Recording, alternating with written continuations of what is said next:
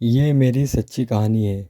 मेरा नाम सैयद अवैस अली है। मेरा जन्म रमज़ान के 27 रोज़े शब कद्र के दिन हुआ था। मैं एक ट्रक ड्राइवर के घर पैदा हुआ और माँ स्कूल में टीचर थी। मेरी परवरिश 15 सालों तक किसी शहज़ादे जैसी हुई। एक अच्छे स्कूल में मुझे पढ़ाया गया, अच्छी दीन व दुनिया की तालीम दी गई। उसके बाद जब मैं 16 साल का हुआ तो मेरा जाना अपनी खाला के वहाँ हुआ। उनके क्षेत्र बेगम बाग की उस टाइम हालत बेहद ख़राब थी। लोग नशा, जुआ, बेहयाई में सबसे आगे थे। लड़ना उनका आपस में आम था। थोड़े दिनों में वहाँ के लोग मेरे दोस्त बन गए। मैंने उन्हें जुआ खेलते हुए, सट्टा लगाते हुए, दारू पीते हुए, गांजा चरस करते हुए देखा था। मैं इसी वजह से स्कूल में फेल भी हो गया था। मेरा दिमाग अब गलत चीज़ों की तरफ जाने लगा। अगले साल मैं फिर फेल हो गया था।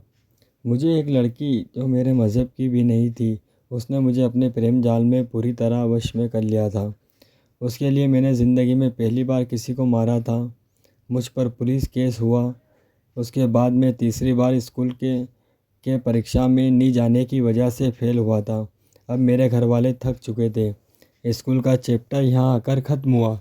एक चैप्टर मेरी ज़िंदगी का शुरू हुआ। मैंने कई लोगों को मारा, मार खाई, जेल गया और भी बुरे काम करे। जुल्म की दुनिया में महाकाल क्षेत्र का बेताज बादशाह बन गया।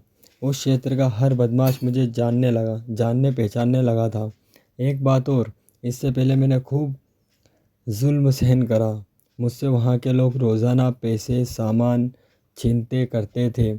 खूब बहाना करके मुझे मारा करते थे, लठ और बेल्टों से। मेरे घर पर मरे हुए जानवर फेंकना, पत्थर फेंकना, बेवजह मेरे घर वालों से लड़ना रोज़ का हो गया था। अब मैं 18 साल का हो गया था। मेरे घर वालों ने मुझे घर से निकाल दिया था। मैं अब अपने नाना के घर पे लगभग 5 साल रहा, जहाँ मैं और ज़्यादा बिगड़ गया था।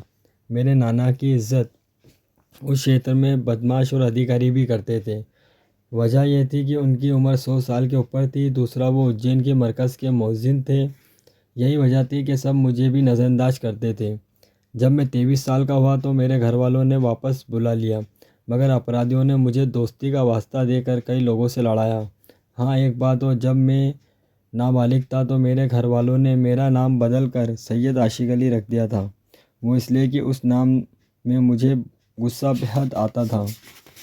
अब आगे, ये अपराधी दोस्तों के साथ अब मैं अपने मोहल्ले में ही रहता था। दिन भर हमारा जो बुरे काम करना, नशा करना। इसी दौरान जो दूसरे मज़हब के, उससे मुझे लेकर प्यार का बन गया था। फिर हुआ यूँ कि मेरे दोस्तों मुझे उसके खिलाफ़ बातें बताई। उसके में निकला, मुझे उसे छोड़कर कहीं और शादी करना पड़ी। घर वालों की पसंद से अब फिर मेरी ज़िंदगी का नया चैप्टर चालू हुआ।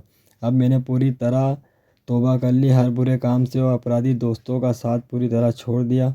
मोहब्बत अच्छे दोस्त बना लिए, पर मेरी किस्मत को कुछ और ही मंजूर था। इस ईमानदारी की ज़िंदगी मैंने कई बार रोज़गार के चक्कर में अपनी इज्जत को नीलाम किया। कई लोगों के ताने सुने, कईयों के इल्ज़ाम तराशी की, कईयों ने ईमानदारी का पूरा फ़ायदा उठाया। अब मेरी शादी को बराबर 10 साल हो गए हैं। शादी के बाद हुआ यूँ कि मेरे घर वालों ने मुझे अपने ही घर से फिर निकाल दिया, मगर इस बार मैं अकेला बिल्कुल नहीं था। मेरे साथ मेरा परिवार भी था। 2017 के बाद 2018 आखिर तक मैं इंदौर ही रहा। वहाँ मैंने